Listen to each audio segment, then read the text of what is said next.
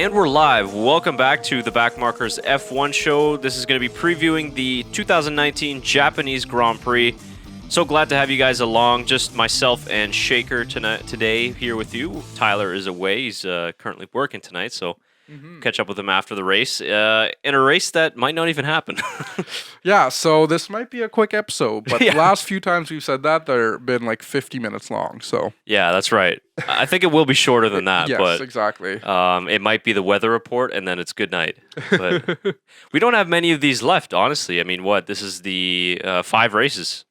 4 after this one, right? So we're getting to the final home stretch of the season, and we're already talking about when Mercedes is going to clinch their championship.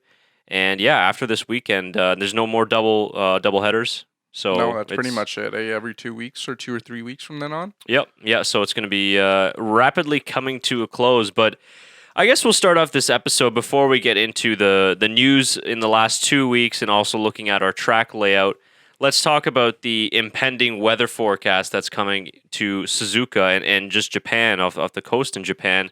If you guys haven't heard, there's a typhoon that's on its way to Japan right now as we speak.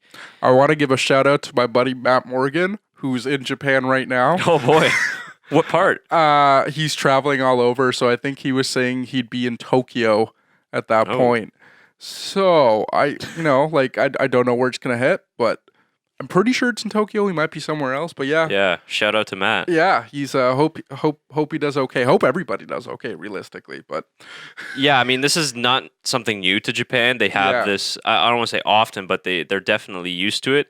And I'm already reading some things that by the time the typhoon reaches landfall, it's gonna calm down a lot more than what it looks like now. And it happens all the time, right? They suspect this is going to be the massive storm, the biggest storm ever. And then when the day comes, it's just kind of rain, big, So that's what we hope for, obviously. I mean, we know about that in Canada with snow, Yeah, exactly, it happens. Sometimes it is pretty big, but yeah. Yeah, you can never trust the weather forecast, but it is looking a little bit sketchy for the race. And even the Rugby World Cup, I think England and France have canceled their match. That's due to be played, I believe, on Thursday or Friday. Now, they thought about maybe moving it to another area in Japan, but I think that they've just decided to cancel it. Oh, it makes sense, just playing it safe. Yeah, but with F1, we haven't really heard any...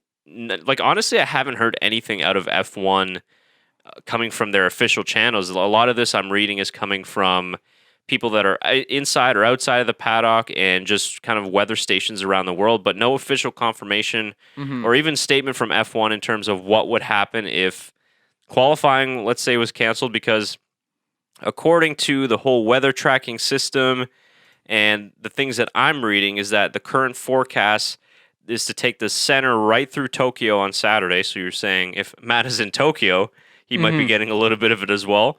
And a very strong typhoon, so flooding, rain, and damaging winds likely so on the Saturday. And obviously that would affect qualifying in Japan and in Suzuka. So in that case, so let's say if qualifying was canceled, what they have done in the past, if you remember back to the U.S. Grand Prix a couple of years ago, I believe it was in 2015, they actually used FP3 times. They were able to complete the qualifying, I believe, but... Sorry, I'm like the reason I'm also reading on Reddit. Yeah. Of the reason what would happen if a race was canceled. Apparently, it looks like 5 years ago the same situation kind of did happen, where there's a typhoon about to hit Japan. Correct. So funny situation. Well, not funny situation. Sorry, I apologize. But yeah, it looks like there's somebody. I just lost it here, but somebody said there's like 4 kind of scenarios that would happen. It'd be just a normal wet race. It'll be classified after the number of laps have been completed or the 2-hour time limit is running out. And it's kind of basically based off the first point. They would either keep going with the safety car until they think it's safe to race and it'll just be a normal wet race. Yep. Or they'll be red flagged and that means the race has officially started, so half points can be awarded.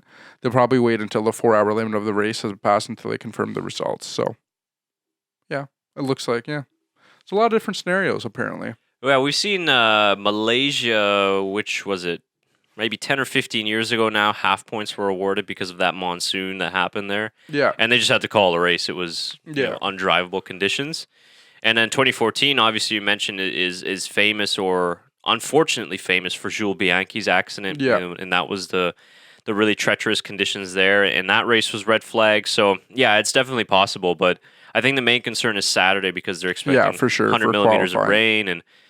And so it could be that, let's say if they run free practice 3, they might use the free practice 3 times. If they can't qualify at all, maybe they'll use championship standings.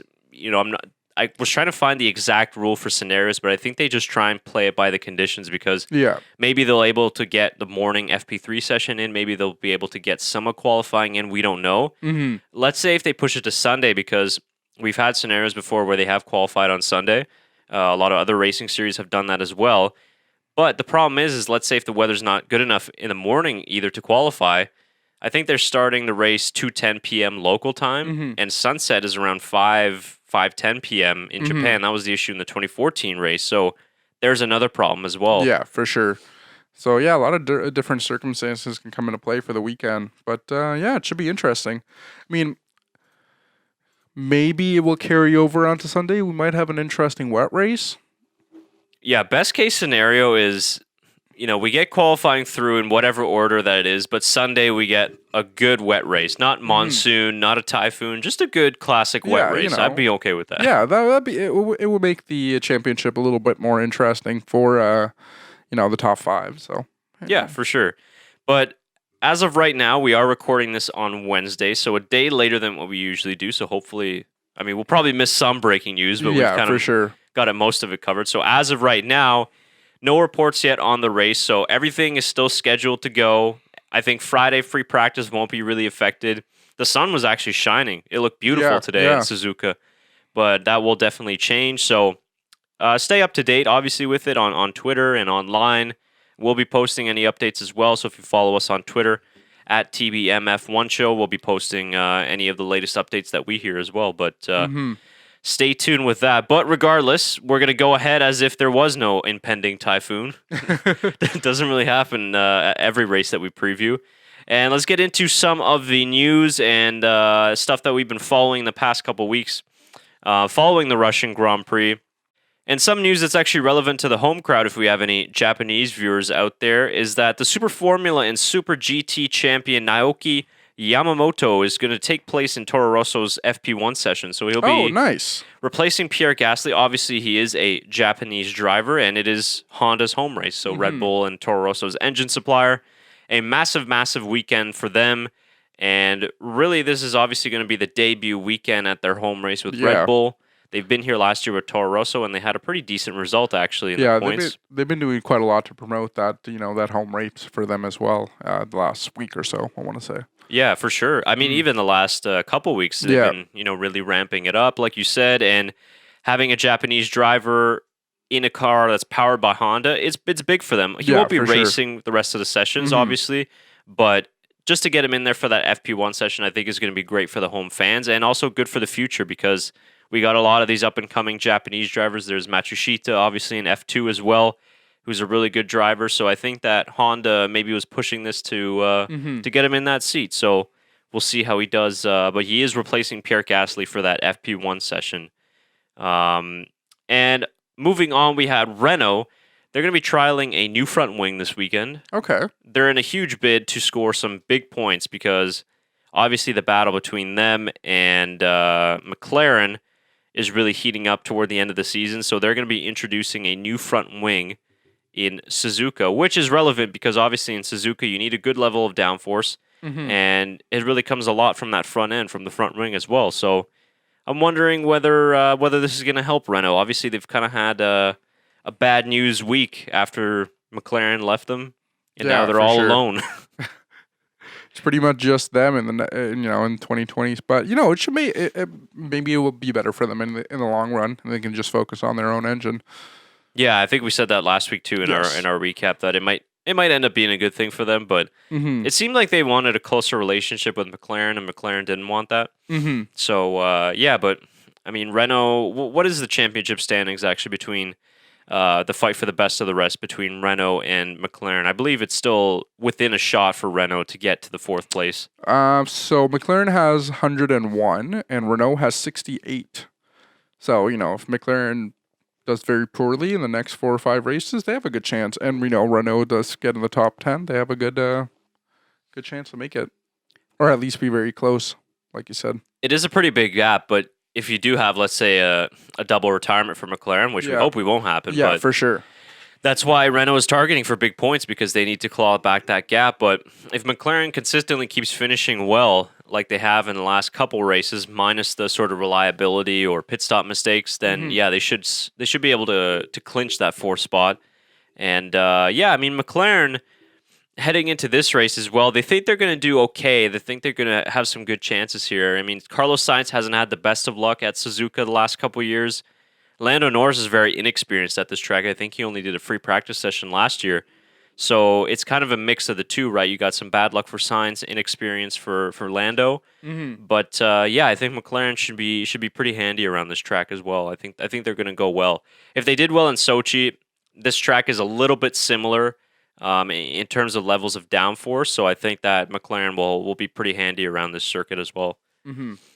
So moving on, Mercedes as well, another team that's going to be bringing small upgrades. They're not bringing any more major upgrades for 2019, obviously. They've kind of put the focus more to 2020. But they are bringing some small upgrades because of, the gap to Ferrari in the last couple of races. So they're really trying to make that up by bringing the small upgrades. And speaking of Ferrari, we mentioned this off the top of the show that Mercedes has a chance to clinch the Constructors' Championship in this race. They need to outscore Ferrari by 14 points, and they clinched their 6th consecutive Constructors' Championship. And it seems like a lot of more drivers have kind of settled the championship at Japan during the championships. Yeah, obviously back in the good old days of McLaren Honda, not the 2015 days, but with Ayrton Senna and Alain Prost, obviously we had the 2 famous accidents in Suzuka. That was, it's still talked about today. And for sure. I think Michael Schumacher also clinched his championship title here as well. That's right, first one for Ferrari. That was a great race in the battle with Mika Hakkinen, very emotional day. So yeah, I mean, you bring a good point. Like this is I only say this because F1 posted a video today. You shouldn't have mentioned it. You should have been like, I remember, 1999. Yeah, but so I saw it the same way too, right?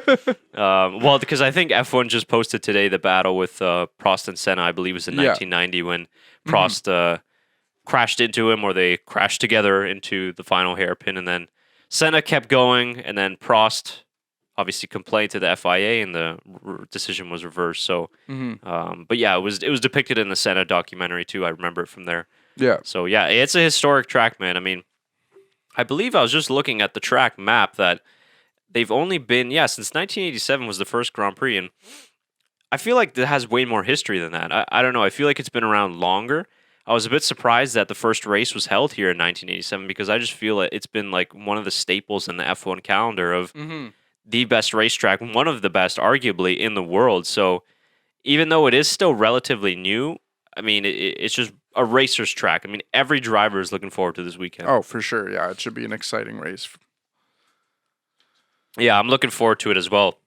I would love it if it was a dry qualifying session because they think that the cars can go almost a second quicker than they did last year with the added downforce. And obviously, we can get into the track map a little bit later, but the first sector and the S's is probably the best sequence of corners in F1, and that's where you really get to showcase the car performance of the 2019 F1 car. So, I mean, I hope that we can get some sort of dry running where the drivers are really pushing because it's really, really impressive to see when you're watching at home. And the last 2 things before we get into our track layout and tire info, the FIA officially approved the 2020 calendar. So we talked about this a couple weeks ago, I think. Yeah. About the provisional calendar, but now that they've officially locked it in, mark your calendars, 22 races for 2020. That's Should right. be exciting. 22. And the preseason test dates, the 19th to the 21st of February and the 26th to the 28th. So only 6 days of testing this year. Wow. Yeah, so it's going to be a crazy season, and this is going to be very busy. I think we're going to need to plan out this season because for sure. I just looked at it quickly before I got here, and there was a lot of back-to-backs, and I mean, there's 22 of these damn things. Yeah, exactly. It's going to be building up quite a lot. Like, I know there wasn't a whole bunch of back-to-backs this year until September pretty much, so... And then last year there was quite a few of them. Yeah, remember the triple header? Yeah, exactly. So That was insane. I mean, from a fan's perspective, obviously more races is great because we love F1 and we wish we could watch it every weekend. mm-hmm. But I'm a little bit of a skeptic in this race calendar, and honestly, I think that 22 is too much. Mm-hmm. And I'm speaking of it in terms for not the drivers but the teams, right? And Verstappen said this. I think that guys that are working on the cars and hospitality and all those logistics guys, Yeah. they might as well file for divorce right now because they're going to be extremely busy. yeah, I mean, look, the first race starts on March 15th, and then the final one is in November 29th. And obviously, everybody knows about the F1 way of life is it starts way earlier than that. Yeah, for sure. Like probably you're starting a month before that, a month and 2 months before that. You got to Right. start getting in shape like almost way before that as well. Yeah, I mean, first day of testing is the 19th of February, so Yeah. everything has got to be ready before that. And then you're into a full onslaught of 22 straight races across, 5 continents and some crazy double headers. Tyler mentioned this when we first looked at this calendar. We have the back-to-back of Azerbaijan. They go all the way to Canada and then have a little bit of a break and then go to France. So, I mean, that's a long way to go. Oh, for sure. The other thing I was going to say is you have to think about the season afterwards. They're going to be looking at a whole new like series of cars as well. So it's going to be a big changeover for them. I do see that the last race at the end of November, probably like 4 or 5 days before this year's. Yeah. But it's going to be a big changeover from them for the year after as well when they have to design a brand new car, brand new engine to keep this going, and with a whole bunch of different rules that are going to be set. Yeah, I didn't even think about that. And I mean, it's such a mess with these 2021 rules because we haven't heard anything definitive yet. Yeah. And we haven't talked a lot about the 2021 rules just because there's a lot of things that are being thrown around. I mean, reverse grid qualifying, standardized parts, budget caps, all that type of stuff. So until we see anything kind of concrete and in writing, then we can kind of get into it a little bit more. Mm-hmm. And maybe we'll touch on it a bit at the end of the season. But you're absolutely right. I mean, not only are they focusing on the 2020 cars, which is more of an evolution than revolution. Yeah. And there's going to be not too many changes. But 2021 is a massive change. I mean, we're talking about completely different cars. For sure. I think on the engine side, things kind of roughly stay the same, but still a lot of development needs to go into that. It's very complex, like you said. And it doesn't seem like the 2021 rules are out yet and that they're going to be on time. So teams are kind of going to be scrambling to get things together. Mm-hmm. And yeah, with the crazy 22 race calendar, I just don't know would it be better to maybe have 19 races like we did a couple seasons ago, maybe 20, 18 around there. I just think if you spread it out a little bit more and if you select the right tracks, that the product is going to be really good. For sure. And sometimes, even too much of a good thing isn't a good thing. Mm-hmm. And even though we'd love to maybe have races every single weekend or every single day of the week, sometimes it's better to have that extra week off and then you get really excited for the next race. Mm-hmm. But I don't know if this jam-packed schedule, if we're going to get really great races every single time out. And how is reliability going to suffer now with 3 engines over 22 races? Yeah, that's a fair point. Well, maybe they'll end up adding a fourth. I think they're going to have to. If they want to do reverse grid qualifying in 2020 at a couple races, they're going to have to give them extra components. For sure. You can't be running the cars like that and expect each team to be in that limit of 3 engines. And honestly, with the exception of, I think, Ferrari and Mercedes, all the other teams have gone outside of that 3 engine and component limit. I mean, I'm pretty sure a lot of the teams have passed it by taking penalties. Well, that too, and you think about Williams a few weeks, maybe it was last race, they had no front wing to keep them going, or no engine, and they didn't have another engine if their engine did fail on them. It's cutting it pretty close, so I think they might have to, but I think you're right, they might have to add some extra components onto for the rules next year as well if they are going to do 22 races. Yeah, they got to do something. But let us know what you think of the 2022 Whoa, that's a handful there. 2020 22 race calendar. Let us know what you think. Excuse me, is it too much? Is it too little? Would you like to see even more races? I know 25 has been even thrown around in some circles. I personally just like to see maybe 1 or 2 more teams. Yeah, that's probably the agree with one you thing. there. I think that's the one thing I'd like to see added. But yeah, I agree with you. I never thought about it that way. Like the fact that there's going to be so many more races, a lot more time going into for everybody. But yeah, maybe keeping it at 20, 21 is kind of the way to go. And like you said, take away a few races here or there, a few Yeah. tracks. Sorry. Yeah, I think so. And even when we look at it like this season, I think the way they spaced out this season has been pretty good. Yeah, for sure. Like you said, we haven't had too many back-to-backs, and we had it sort of in the middle of the summer, but now it's kind of calmed down, and you have a week or two in between races. Well, yeah, and like the fact that you go you have a 3 or 4 week summer break, and then you have these 4 almost back-to-back races, in a row. There's 5 weeks in September. There's 4 races. So, Yeah. it's nice to have that as soon as you come back from the summer break. So Yeah, like if they could split it up 10 before the summer break, 10 after, for sure, would almost be perfect if they could do it. yeah, even split all the way through. Yeah. Maybe make the summer break a little bit earlier. So Yeah, for sure. But yeah, that's it on that. So let us know what you guys think in the comments below. And the last one that we've got for our news this week, Daniel Ricciardo and his ex-manager have reached a $12 million settlement over their legal dispute over unpaid royalties and such. So probably a headache that Daniel Ricciardo is glad to get off his I'm mind. sure that doesn't affect him at all. Well, not with that reported $27.5 million contract he's got. So I think he's fine. Yeah, I think he'll be all right. All right, so let's get into the Suzuka International Circuit and our track notes that we've got for this weekend. Like we talked about, one of the best circuits on the calendar. Mm-hmm. Really an old school track, gravel runoffs, grass all around the tracks. There's no massive runoff areas. You make a mistake, and you're going to pay for it. We've seen big crashes here. We've seen drivers make mistakes all the time. Mm-hmm. And that's why people love watch racing at this circuit. And that's why the drivers love it as well. And like we said, first race in 1987. It's the only figure of 8 circuit on the entire calendar. And it's unique. Just looking at the track map, you're like, trying to track the turns is like, wait a minute, this is going under this one. Exactly. It does kind of change over here a little bit here and there. So yeah. And Hamilton and Sebastian Vettel both have 4 wins here. And this has been a track that has been dominated by Mercedes in the turbo hybrid era. They've won all the races, much like they did in Russia. So will they continue that streak this weekend? Mm-hmm. We will see. C1, C2, and the C3 tires are available. They have to go with the hardest sets of tires because the tire stress is very high on the circuit. And it's all about lateral demand, right? So we look at the first sector and the S's and even the first turn. And then we look at the final sector, 130R. These are all corners where a massive amount of downforce and load is being put into the tires. So you're going to need a tire that is very durable. So that's why they brought the C1, 2, and the 3.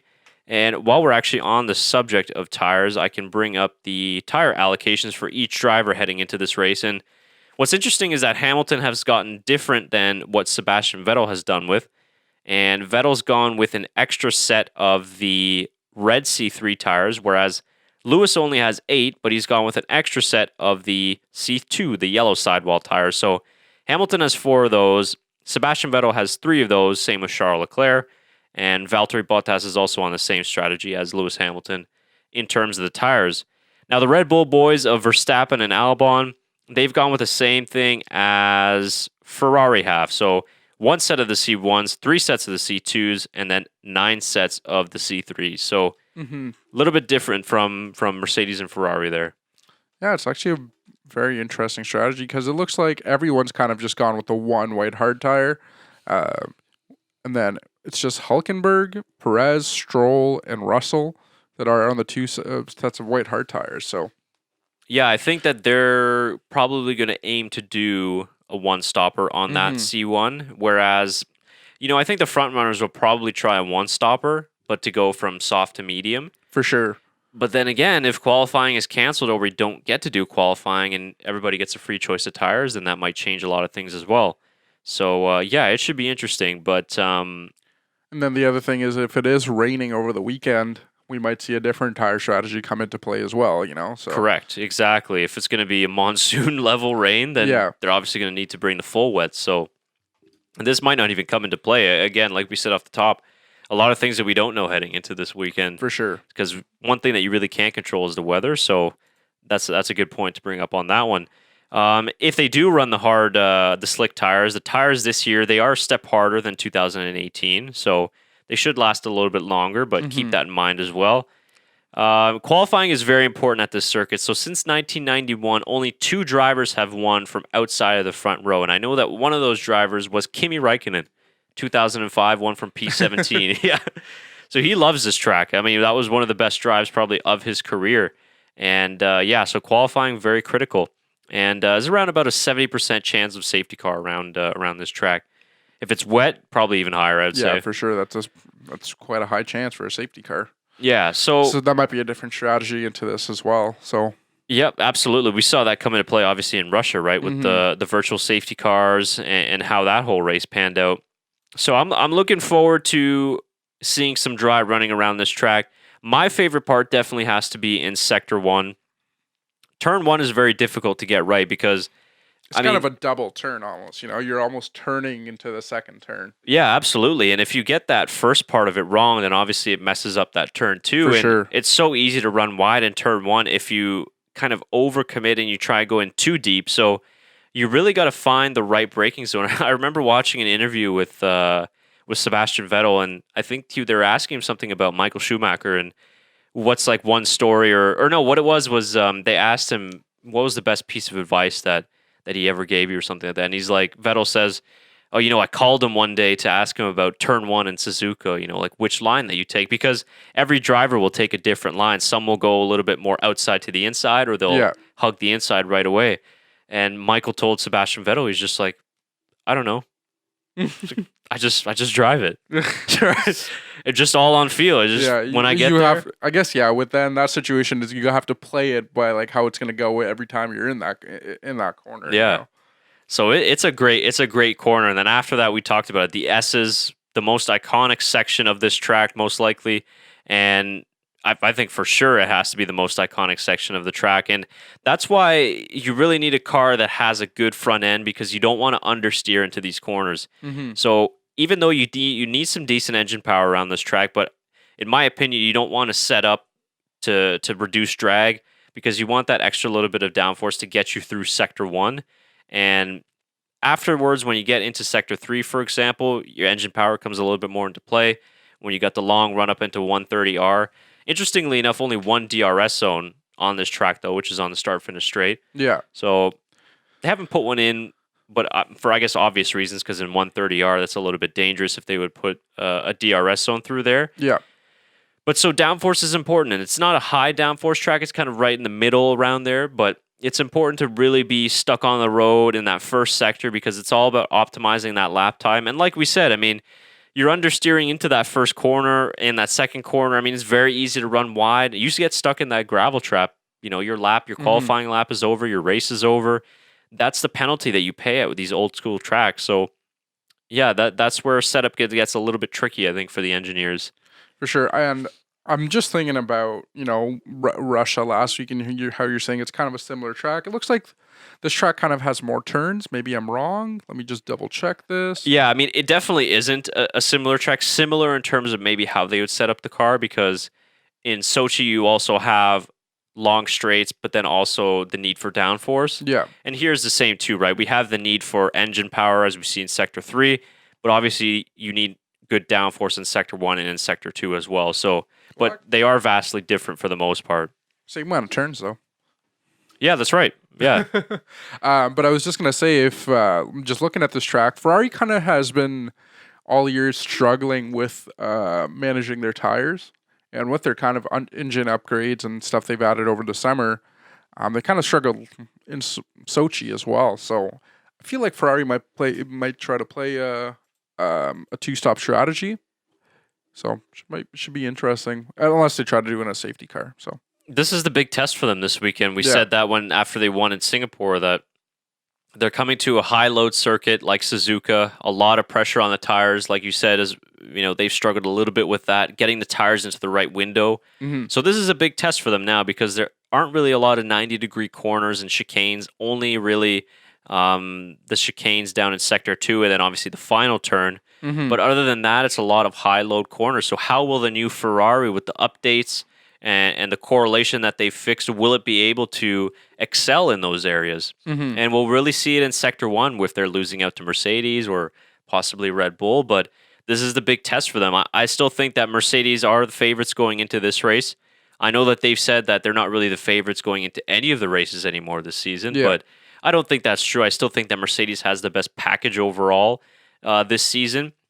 I think, like we mentioned last week with Verstappen, what his comments about the Red Bull heading into this race. I think it might be a tough one for them. Yeah, I think so. I mean, if we take it for word, like what they said, they're going to be half a second off. Yeah, for sure. Now, I hope that's not accurate. I hope that they're going to be closer and we see a 3-team fight, but it doesn't seem like they're going to be fighting for the win and they're going to be on the back foot a little bit. Well, as you said, this race is sometimes settled in qualifying. Well, it's has to do a lot with the race, and Red Bull hasn't had bad qualifying times, and it's just come towards the very end that they have some penalties and stuff where they've been taken back.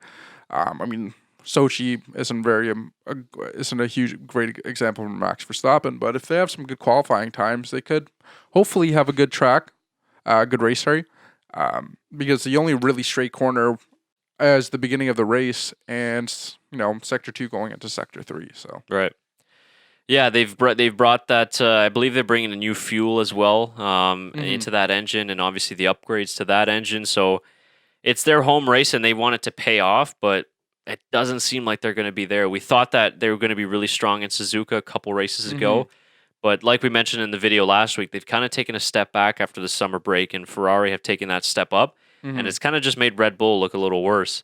Yeah, and for sure. And they're trailing now. They're third best after the summer break, obviously. Whereas before the summer break, they were the hottest team on the grid, really. So I hope they do well. I hope they do well here and can at the very least get a podium. And again, whether if it plays a factor and if it's wet, that bodes well for Red Bull, bodes well for Max Verstappen. So it could end up being a really good home race for Honda. But we'll have to wait and see. So I guess we'd do some predictions. Yeah, I guess so. I'm really not sure who to go for this time, to be honest. I think who's going to win this race will be Lewis Hamilton. I think Mercedes will clinch the Constructors' Championship at this race. Yeah. I mean, really, they only need to outscore Ferrari by 14 points. I don't know how Ferrari's going to do here. I really don't, because they've taken great steps, obviously, in Singapore and in Russia. This is a different track, different demands on the car. So let's wait and see until the first free practice session in terms of what they can show. But I'm going to go with Hamilton in P1, Sebastian Vettel in P2, and I think Max Verstappen is going to squeeze out a podium in P3 for Honda. We're going to get at least one Honda power driver on the podium this week. And what's funny is because I was thinking the exact same thing.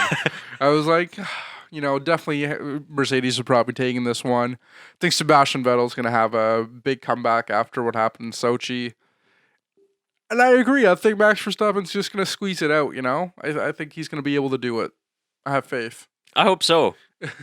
He's a good, when it comes to pressure, he's the best. Yeah, he's the best at delivering under pressure, and there's a lot of pressure heading into this weekend. If it's a wet race, pretty sure he's taking it. Yeah, there you go. I mean, he's kind of a specialist.